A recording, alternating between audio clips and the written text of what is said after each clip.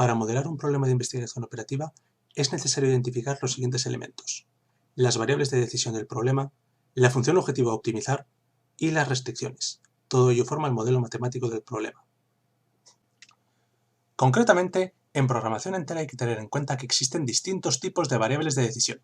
Las variables de decisión pueden ser reales cuando representan cantidades divisibles, tales como pesos, volúmenes, tiempo, etc. Hay variables de decisión enteras que representan cantidades no divisibles, tales como personal, vehículos, objetos, etc.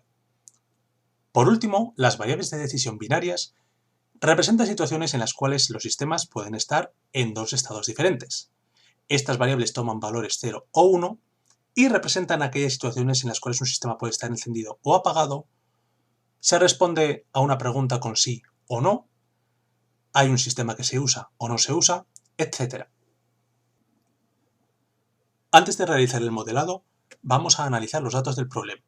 Se dispone de 4 hornos con distintas capacidades. Además, el encendido de cada horno conlleva unos determinados costes.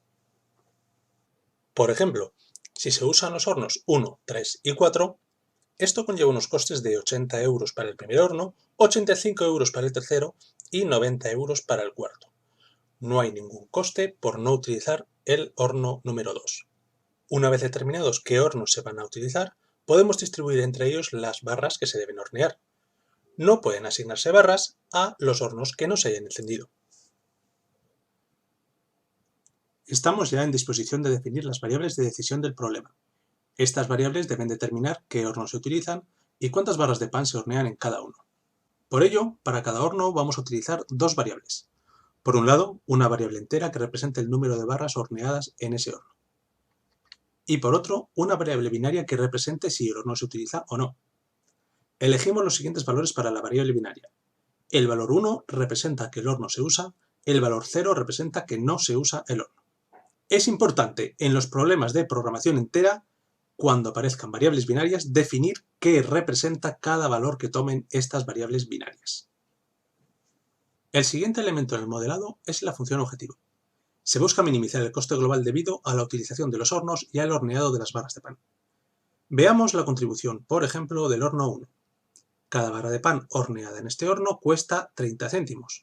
Por tanto, el coste total en euros del horneado en este horno es de 0,3 por x1, ya que x1 es el número de barras que se hornean en este horno.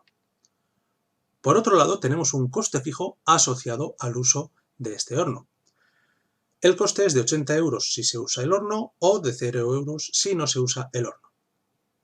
Tenemos una variable binaria que representa precisamente esto.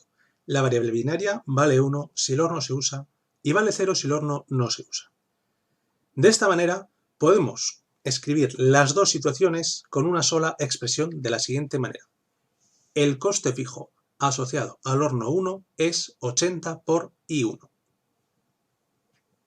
Procediendo de la misma manera con el resto de hornos, obtenemos finalmente la función objetivo del problema. Pasemos ahora a ver las restricciones del problema. Debe satisfacerse la demanda de 3000 barras de pan. Por tanto, la suma de las variables x1, x2, x3 y x4 debe ser igual a 3000.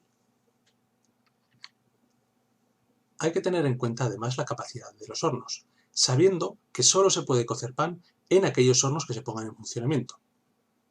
Por ejemplo, en el horno 1 se pueden hornear 1500 barras si está encendido, pero no se puede hornear ninguna barra si está apagado. Dado que el hecho de que el horno esté encendido o apagado está reflejado en la variable binaria I1, podemos escribir esta restricción como x1 menor o igual que 1500 por I1.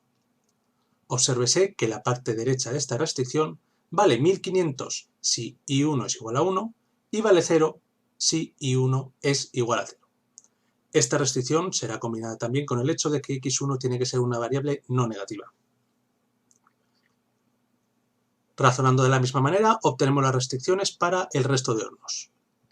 Por último, tenemos que imponer la restricción de que las variables x1, x2, x3 y x4 sean no negativas. Con esto ya tenemos todos los elementos necesarios para formular el modelo matemático del problema que aparece en pantalla.